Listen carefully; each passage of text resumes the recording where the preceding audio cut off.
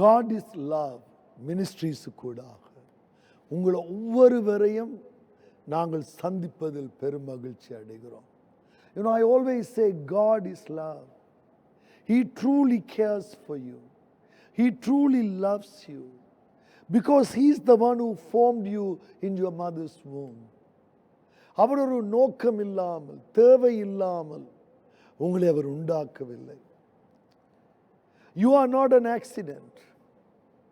நீங்கள் ஒரு தற்செயலாக பிறந்தவர் அல்ல. உங்களுடைய வாழ்க்கையில் ஒரு பெரிதான நோக்கமும் ஒரு பெரிதான உயர்வையும் ஒரு பெரிதான மேன்மையும் அடைய வேண்டும் என்றே அந்த தேவன் உங்களை உண்டாக்கி இருக்கிறார்.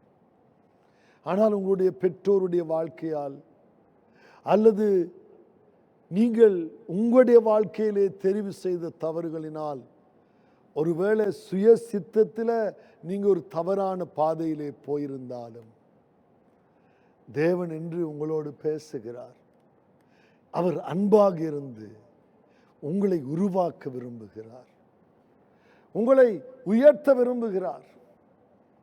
ஆம்பிரியமானவர்களே, அன்னாள் என்கின்ற பெண் பிள்ளை இல்லாத பொழுது கசப்புள்ளவளாக தேவனிடத்திலே ஜெபித்த பொழுது அவள் ஒரு பொருத்தனையை செய்தாள். அந்த பொருத்தனை என்னவென்றால், தேவன் எனக்கு ஒரு குழந்தையை கொடுத்தால் அந்த குழந்தையை உங்களுடைய ஆலயத்திலே நான் வைத்து அவனை ஊழியம் செய்ய வைப்பேன் என்று அவள் சொன்னாள். நாங்கள் எல்லாம் பிள்ளைகளை பெறும் பொழுது அவன் டாக்டராக வர வேண்டும், என்ஜினியராக வர வேண்டும், அவன் ஒரு உயர்ந்த நிலையிலே வர வேண்டும் என்றெல்லாம் ஜெபிப்போம். ஆனால் அவளோ தன்னுடைய மகன் தேவனுடைய சன்னிதானத்தில் இருக்கும்படியாக விரும்பினார். பிரியமானவர்களே, அது ஒரு குறைந்த ஒரு பொசிஷன் என்று அநேகர் நினைக்கிறார்கள். ஒன்றுமே இல்லாட்டி சன்னியாசியா வாங்க, ஒன்றுமே இல்லாட்டி பாஸ்டரா வாங்க என்று பல பேர் நினைக்கிறார்கள். நான் அரசாங்கத்திலே ஒரு கவர்மெண்ட் ஆடிட்டராக இருந்த பொழுதுதான் தேவன் என்னை ஊழியத்துக்கு அழைத்தார்.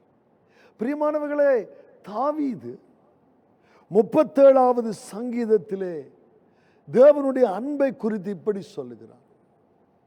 நான் 25வது வசனத்திலே, நான் இளைஞனாய் இருந்தேன், முதிர் வயதும் உள்ளவனாக மாறினேன், ஆனாலும் நீதிமான் கைவிடப்பட்டதையும் அவன் சந்ததி அப்பத்துக்கு இறந்து திரிகிறதையும் நான் காணவில்லை. ஆமென், அல்லேலூயா. தாவீது சொல்லுகிறான் தன்னுடைய அனுபவத்திலே, நான் இளைஞனாக இருந்தேன், நான் முதிர் வயது ஆனவனாகவும் மாறினேன், ஆனால் நீதிமானை தேவன் கைவிடுகிறவர் அல்ல. அன்றைக்கு அன்னாள் தன்னுடைய கற்பத்தில் ஒரு குழந்தை பிறக்கவில்லையே என்று கவலையோடு தேவனோடு ஒரு பொருத்தனை செய்தார். ஆனால் இன்று மட்டும் அவரை பேசத்தக்க ஒரு மேன்மையான தீர்க்கதரிசியாக, தேவனுடைய வார்த்தையை கேட்டு பேசுகிறவனாக சாமுவேல் மாற்றப்படுகிறார். இன்றைக்கு அநேகர் தேவ ஊழியக்காரர்களை, தேவனுடைய வார்த்தைகளை பேசுகிறவர்களை கீழ்த்தரமாக நினைக்கிறார்கள். அநேகர் பணத்தை பார்க்கிறார்கள், செல்வாக்கை பார்க்கிறார்கள், உயர்வை பார்க்கிறார்கள். அமெரிக்காவிலே கூகுள் பிரசிடென்ட், CEO, ஃபேஸ்புக் அப்படி இருக்க வேண்டும், அல்லது அமேசானுடைய ஓனரை போல ஒரு பெரிய மல்டி மில்லியனராய், ஆமென், அல்லது இலோன் மாஸ்கை போல பெரிய புத்திசாலியாய், அதைத்தான் அவர்கள் நினைக்கிறார்கள். அதைத்தான் உலகம் பெரிதாக நினைக்கிறது. ஆனால் தேவனோ இந்த உலகத்தை படைத்தவர், சர்வலோகத்தையும் உருவாக்கினவர், ஒரு நோக்கமுடையவராயிருக்கிறார். அவர் எங்களை உருவாக்கியது எங்களை ஆசீர்வதிக்க, அவர் எங்களை உருவாக்கினது அவருடைய அன்பின் நிமித்தமாக. அதான் தாவீது சொல்லுகிறான், நான் இளைஞனாயிருந்தேன், முதிர் வயதும் உள்ளவனானேன், ஆனாலும் நீதிமான் கைவிடப்பட்டதை அவன் சந்ததி அப்பத்துக்கு இறந்து திரிகிறதையும் நான் காணவில்லை. பிரியமானவர்களே, ஒரு மனிதன் தேவனுக்கு பயந்து, வேதம் சொல்லுகிறது கர்த்தருடைய வார்த்தைகளுக்கு பயப்படுவதே, தேவனுக்கு பயப்படுவதே ஒரு மனிதனுடைய ஞானத்துக்கு ஆரம்பம் என்று சொல்லுகிறது. The beginning of wisdom is to fear God. அதாவது எனக்கெல்லாம் தெரியும், நான் என்னுடைய வாழ்க்கையை நடத்தி விடலாம், எனக்கு உலகத்தில் எல்லாம் பலர் அப்படித்தான் வாழ்கிறார். They do not value God as anything for their life. They trust in their own strength, own education, their own money. But their life will end up in misery. At least they will end up in grave. You may ask, what is the point in trusting God? Eternal life. தேவனோடு நித்தியமாய் வாழ்கிற வாழ்க்கை. தாவீது சொல்லுகிறான், ஒரு மனிதன் தேவனை நம்பி இருக்கும் பொழுது, அவன் நீதியான காரியங்களை செய்யும் பொழுது, தன்னை நேசிப்பதை போல பிறனை நேசித்து, நீதியாக தன்னுடைய இருக்கிற ஏராளமான பணத்தை தானே அனுபவிக்கும்படியாக வைக்காதபடி, மற்றவர்களுக்கு கொடுக்கிறவனாக, மற்றவனை தூக்கி விடுகிறவனாக, மற்றவனுக்கு நல்ல ஆலோசனையை கொடுக்கிறவனாக, மற்றவனும் என்னை போல சிறப்பாக வாழ வேண்டும் என்று நினைக்கிறவனாக அவன் நினைக்கும் பொழுது அவன் நீதிமானாக இருக்கிறான். அவன் நீதிமானாக இருக்கிறான். ஆனால் தேவன் ஒருவனை நீதிமானாக மாற்றுகிறார் என்று சொல்லப்படுகிறது. வேதத்திலே அநேகர் நான் நீதிமான் இல்லை என்று சொன்னாலும், வேதம் சொல்லுகிறது, ஆண்டவராகிய இயேசு கிறிஸ்துடைய இரத்தத்தினால் கழுவப்பட்ட ஒரு மனிதன் தேவன் அவனை நீதிமானாக மாற்றி இருக்கிறார். ஏனென்றால் அவன் உள்ளத்திலே மனச்சாட்சியிலே குத்தப்பட்டவனாக, நான் செய்வதெல்லாம் தவறு, பிழை, என்னை மாற்ற வேண்டும் என்ற ஒரு உணர்வு உள்ளவனாக, அவன் தன்னுடைய உள்ளத்திலே மனச்சாட்சியிலே குத்தப்பட்டவனாக, தான் போகிற வழி ஒரு தவறான வழி என்று உணர்ந்தவனாக அவன் அங்கே தன்னை தாழ்த்தி ஒப்புக் கொடுக்கும் பொழுது, என்னுடைய பாவங்களுக்கு நான் பரிகாரம் செய்ய முடியாது, நான் ஒரு ஆலயத்துக்கு செல்வதாலேயோ அல்லது ஒரு தண்ணீரில் மூழ்குவதாலேயோ அல்லது நான் எங்கேயோ போவதாலேயோ என்னுடைய பாவங்களுக்கு பரிகாரம் இல்லை, நான் மனம் திரும்பி தேவன் எனக்காக மரித்தார், என்னுடைய பாவத்துக்கு பரிகாரமாய் நான் ஒன்றும் செய்ய முடியாது என்று அவன் நினைக்கும் பொழுது, தேவன் கொடுத்த கிறிஸ்து, தன்னுடைய ஒரே பேரான குமாரன், தேவன் எனக்காக வந்து சிலுவையில் மரித்த அந்த இரத்தம் என்னுடைய சகல பாவங்களையும் கழுவி சுத்திகரிக்கும். பிரியமானவர்களே, தேவன் எங்களை நேசித்தபடியினால் இவைகளை எங்களுக்கு செய்திருக்கிறார். ஒருவன் நீதிமானாக வாழ விரும்புகிறான், ஆனால் ஆண்டவர் இயேசு கிறிஸ்துவை ஏற்றுக்கொள்வதனால், ஒருவன் மனம் திரும்பியதனால் அவனுடைய இருதயத்தை தேவன் பார்த்தவனை நீதிமானாக கருதுகிறார். பிரியமானவர்களே, நீதிமான் அவனுடைய சந்ததி அப்பத்துக்கு இறங்கு திரிவதில்லை. பார்க்கிறோம், அவன் நித்தம் இறங்கி கடன் கொடுக்கிறான், அவன் சந்ததி ஆசீர்வதிக்கப்படும். பிரியமானவர்களே, உங்களுடைய பிள்ளைகளும் பிள்ளைகளுடைய பிள்ளைகளும் ஆசீர்வதிக்கப்பட வேண்டுமே ஆனால் நீங்கள் நீதிமானாய் இருக்க வேண்டும். உங்களுடைய வாழ்க்கையிலே நீங்கள் அநீதிகளை செய்து, குடித்து, தவறு செய்து, தவறாக பேசி, உங்களுடைய வாழ்க்கையிலே செய்கிறதை உங்களுடைய பிள்ளைகள் பார்த்து, ஆலயத்துக்கு போகாமல், சர்ச்சுக்கு போகாமல், அதையெல்லாம் தள்ளிவிட்டு விட்டு தேவனை தேடாத ஒரு சந்ததி இருக்குமே ஆனால் அவர்கள் நீதிமான்கள் இல்லை.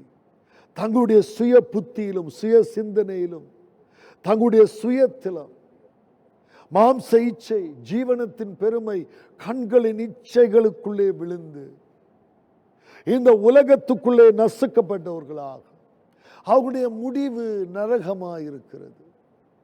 அவர்கள் பாவம் செய்து தங்களைப் போல மற்றவர்களை நேசிக்காதபடி வாழ்கிறார்கள். பார்க்கிறோம், நீதிமான்களுடைய பிள்ளைகள் அவர்களுடைய சந்ததி அப்பத்துக்கு இறந்து திரிவதில்லை. தேவன் சந்ததி சந்ததியாய் ஆசீர்வதிக்கிறவர். தேவன் ஆபிரகாம் விசுவாசித்தான், அது அவனுக்கு நீதியாக எண்ணப்பட்டது. தேவன் அவருக்கு சொன்னார், நான் உன்னுடைய மகனான ஈசாக்கை ஆசீர்வதிப்பேன். ஈசாக்கை பார்த்து சொன்னார், நான் உன்னுடைய மகனாகிய யாக்கோபை ஆசீர்வதிப்பேன். தேவன் எங்களுடைய தேவன் மட்டுமல்ல, எங்களுடைய பிள்ளைகளுடைய தேவனாய் இருக்க விரும்புகிறார். தொடர்ச்சியாக அவர்கள் தேவனை சேவிக்க வேண்டும் என்று விரும்புகிறார். பிரியமானவர்களே, அப்படிப்பட்ட ஒரு மனிதனை தேவன் அவருடைய சந்ததியை ஆசீர்வதிக்கிறார். இன்னைக்கு பார்க்கிறோம், எத்தனையோ பேர் பெரிய பணக்காரர்களாக இருக்கிறார்கள்.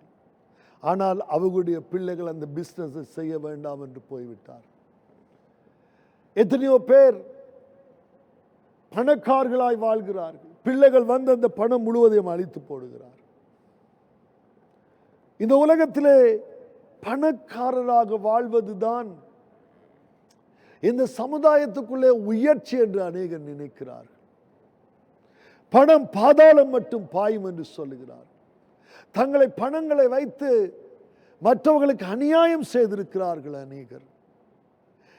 அந்த நீதிமான்களாக தேவனை தேடாமல் தேவனுக்கு எதிராக, நான் சொல்லும் பொழுது தேவனுக்கு எதிராக இருக்கிறவன் யார்? இன்னொரு மனிதனை தன்னை போல நேசிக்காததுதான் பாவம் என்று வேதம் சொல்லுது. இன்றைய தினத்திலே அநேகர் இந்த பெரிய பைபிள் புஸ்தகத்தை எங்களால் வாசிக்க முடியவில்லை. நீங்க வாசிக்க தேவையில்லை. உங்களை நேசிப்பதை போல பிறனை நேசிப்பீர்களா? அந்த தேவன் உங்களை உண்டாக்கினார். முழு மனத்தோடும், முழு ஆத்துமாவோடும், முழு பலத்தோடும், முழு சிந்தையோடும் அந்த தேவனுக்கு உண்மையாக இருப்பேன். அந்த தேவனை ஆராதிப்பேன். அவருடைய வழிகளிலே நான் நடப்பேன். நீதிமான் ஏழைக்கு இறங்குகிறவனாக இருக்கிறான். நீதிமான் ஏழைக்கு கடன் கொடுக்கிறவனாக இருக்கிறான்.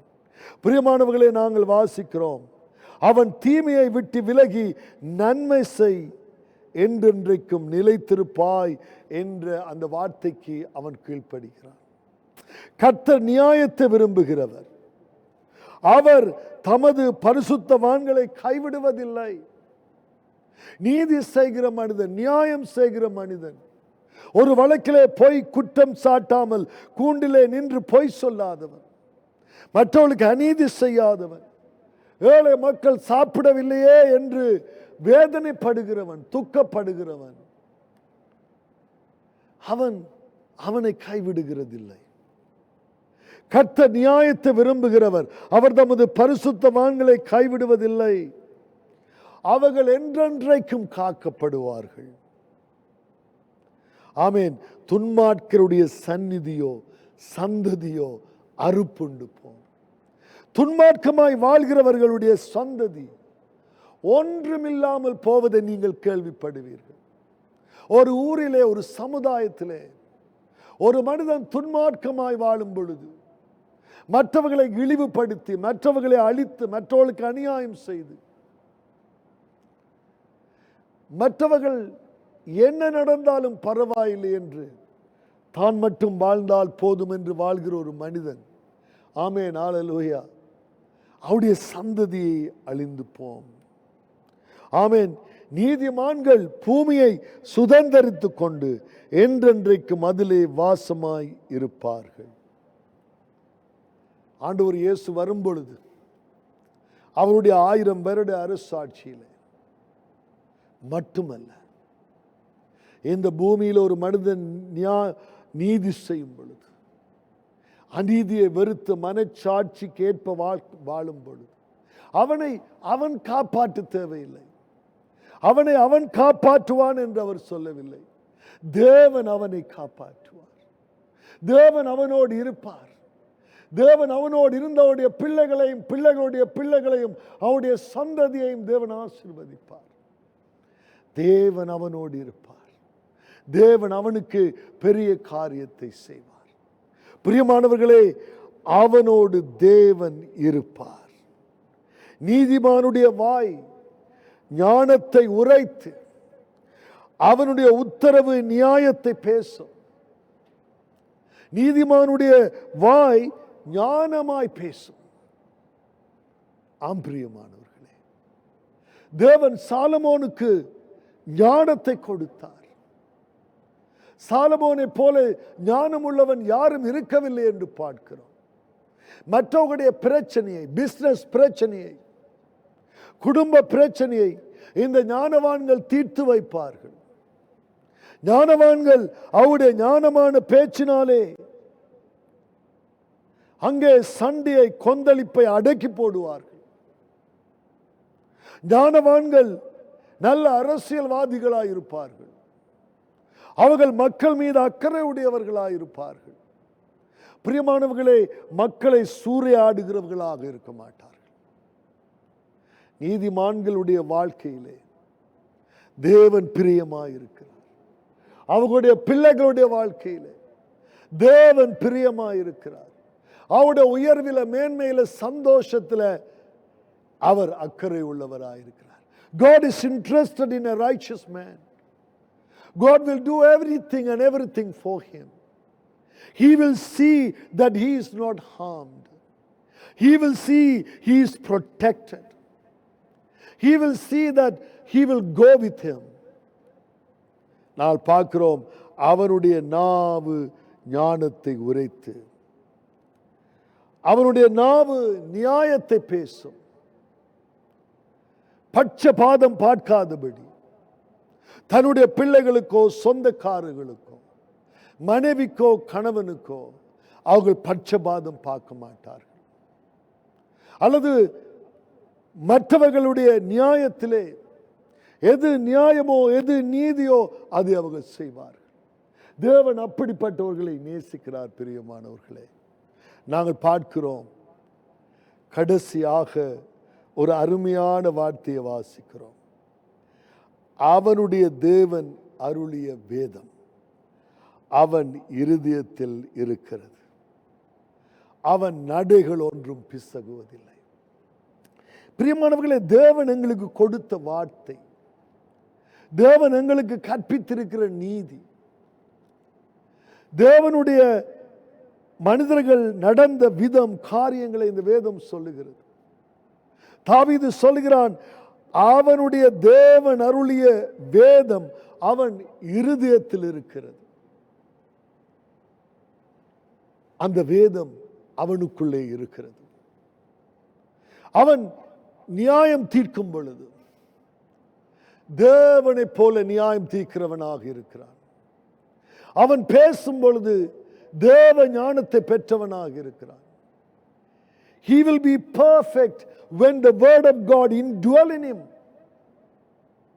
And when the word of God indwell in him and convict him, he will transform to be a good person. நான் பார்க்கிறோம், தேவனுடைய வார்த்தைகள் ஒரு மனிதனை மாற்றுகிறதா இருக்கிறது. தாவீது இதை எழுதியவன். ஆமென். தேவனை முழுமையாக விசுவாசித்தான். அவனுடைய வாழ்க்கையிலே அவன் தவறு செய்யவில்லை என்றில்லை, பிழை செய்யவில்லை என்றில்லை. அவன் தவறு செய்தாலும் தேவனிடத்திலே வந்து, தேவனே என்னை மன்னியும், தேவனே என்னை உம்முடைய பிரசன்னத்தில் இருந்து தள்ளி போடாதிரும், உம்முடைய பரிசுத்த ஆவியை என்னிடத்தில் இருந்து எடுக்காதிரும் என்று கதறினான். தேவன் அவனுடைய ஜெபத்தை அங்கே சங்கீதம் 51 கேட்கிறார். மீண்டும் எனக்கு சந்தோஷத்தை தார். இந்த உலகத்தில் தவறு செய்யாத மனிதர்கள் யாரும் இல்லை. ஆனால் அந்த தவறிலே வாழாமல் ஒரு மனிதன் உண்மையாக மனம் திரும்பி ஆமேன் வாழும் பொழுது தேவன் அவனுக்கு மட்டுமல்ல, அவனுடைய சந்ததியாய் அவர் ஆசீர்வதிப்பார். இன்னைக்கு பார்க்கிறோம் எத்தனையோ பிள்ளைகள் கஷ்டத்திலும் நிந்தனையிலும் வேதனையிலும் வாழ்கிறார்கள். ஏனென்றால் அவருடைய பெற்றோர்கள் செய்த தவறாக, பெற்றோர்கள் குடிக்கிறவர்களாக, அடிக்கிறவர்களாக, பணத்தை வீண் விரயம் செய்கிறவர்களாக, மற்றவர்களுக்கு அநீதி செய்தவர்களாக, தன் மனைவிக்கு உண்மையா இருக்காதவர்களாக, மற்றவர்களுடைய மனைவியை கெடுத்தவர்களாக அவர்கள் இருந்திருக்கிறார்கள். தேவனும் அவர்களை பார்த்திருக்கிறார். வேதத்திலே வாசிக்கிறோம், உத்தமம் உள்ள இருதயம் உடையவர்கள் இருக்கிறார்களா என்று தேவன் பார்க்கும்படியாக அவருடைய கண்கள் பூமி எங்கும் உலாவிக் கொண்டிருக்கிறது. நீதிமான்கள், துன்மார்க்கன் நீதிமான்கள் மேல் கண்களை வைத்து அவனை கொல்ல வகை தேடுகிறான். என்னை பார்க்கிறோம், ஒரு நீதிமான் இருந்தால், ஒரு நல்லவன் இருந்தால், மற்றவர்கள் அவனை நேசிக்கிறான் என்று எண்ணினால் அவனை சுட்டு கொண்டு அவனை இல்லாமலாக்கி நீதிமானை அழிக்க மற்றவர்கள் தேடுகிறார்கள். ஆனால் உண்மையான தேவனாகிய இஸ்ரவேலின் தேவன், ஆபிரகாமின், ஈசாக்கின், யாக்கோபின் தேவன், ஆண்டவர் இயேசுவை அறிந்திருக்கிறவனை வேதம் சொல்லுகிறது, துன்மார்க்கன் நீதிமான்கள் மேல் கண்களை வைத்து அவனை கொல்ல வகை தேடுகிறான். கர்த்தரோ அவனை இவன் கையில் விடுவதில்லை. அவன் நியாயம் விசாரிக்கப்படுகையில் அவனை ஆக்கினைக்குள்ளாக தீர்ப்பதும் இல்லை. ஆமென். கர்த்தருக்கு காத்திருந்து அவருடைய வழியை கைக்கொள். அப்பொழுது நீ பூமியை சுதந்திரந்து கொள்வதற்கு அவர் உன்னை உயர்த்துவார். ஆமென். துன்மார்க்கர் அறுப்புண்டு போவதை நீ காண்பாய். தேவன் உயர்த்துவார். தேவன் உங்களை உயர்த்த விரும்புகிறார். தேவன் உங்களை ஒரு உயர்ந்த அடைக்கலத்திலே வைக்கிறவர். தாவீதினுடைய வாழ்க்கையை பார்க்கிறோம், ஆபிரகாமுடைய வாழ்க்கையை பார்க்கிறோம். அவர்கள் நீதிமான்களாக வாழ்ந்தார்கள், தேவனுக்கு உண்மை உள்ளவர்களாக வாழ்ந்தார்கள். யார் உங்களை அழிக்க வந்தாலும் நீங்கள் அழிந்து போகாதபடி தேவன் பாதுகாப்பார். அவர்கள் சுடுவார்கள், ஆனால் அந்த சன்னம் உங்களுக்கு வராது, படாது. அவங்களை அடிக்க பார்ப்பார்கள், தேவனை உங்களை வேறே வழியிலே கொண்டு செல்லுவார். பிரியமானவர்களே, தேவன் உங்களை காப்பார். துன்மார்க்கர்கள் அழிந்து போவார்கள்.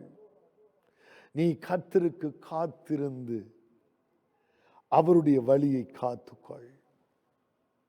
நீ தேவனுடைய நீதி எது, தேவனுடைய நியாயம் எது, தேவன் விரும்புகிற வழி எது, மற்றவர்களை தன்னை போல நடத்துகிற அந்த வழியை ஒரு மனிதன் தெரிந்தெடுத்து ஏழைகளுக்கு கடன் கொடுத்து மற்றவர்களை உயர்த்தி அவன் செய்யும் பொழுது அவனுடைய சந்ததி உயரும், அவனுடைய வருமானம் உயரும். தேவன் அவனை பாதுகாப்பார். வேதம் சொல்லுகிறது, அவர் உயர்த்துவார். அவர் உங்களை உயர்த்த வேண்டும் என்று விரும்புகிறார். தேவனுடைய வார்த்தை உங்களுடைய இருதயத்திலே இருக்கும் பொழுது உங்களுடைய நடைகள் ஒன்றும் பிசகுவதில்லை. தேவனுடைய வார்த்தைகள் உங்களுடைய இருதயத்தை ஆளுகை செய்யும் பொழுது உங்களுடைய இருதயத்தை நீங்கள் பாவங்களுக்கு ஒப்புக் கொடுக்கிறதில்லை. தேவனுடைய வார்த்தை உங்களுக்குள்ளே நிறைந்திருக்கிற பொழுது பாவம் என்பதை நீங்கள் செய்வதை விரும்ப மாட்டீர்கள். தேவன் உங்களை நேசிக்கிறார். அவருடைய அன்பு களவில்லை.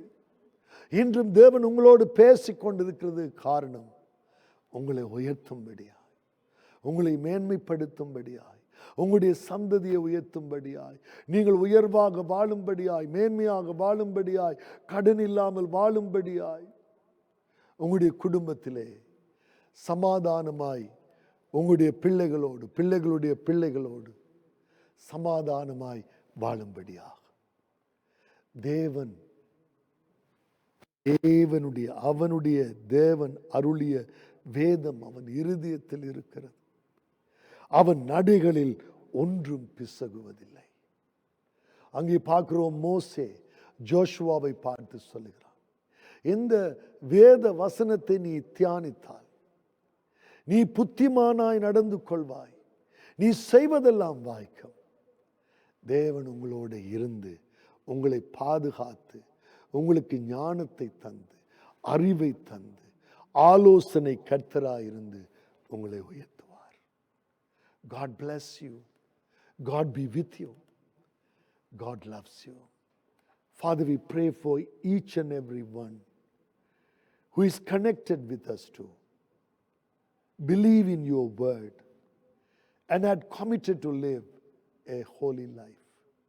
ஒரு பரிசுத்தமான வாழ்க்கையை தெரிந்தெடுத்த இவர்களை ஆசீர்வதிக்கும்படியாக இயேசு கிறிஸ்துடைய நாமத்தில் ஜெபிக்கிறோம் நல்ல பிதாவே. ஆமென் and amen. God bless you all.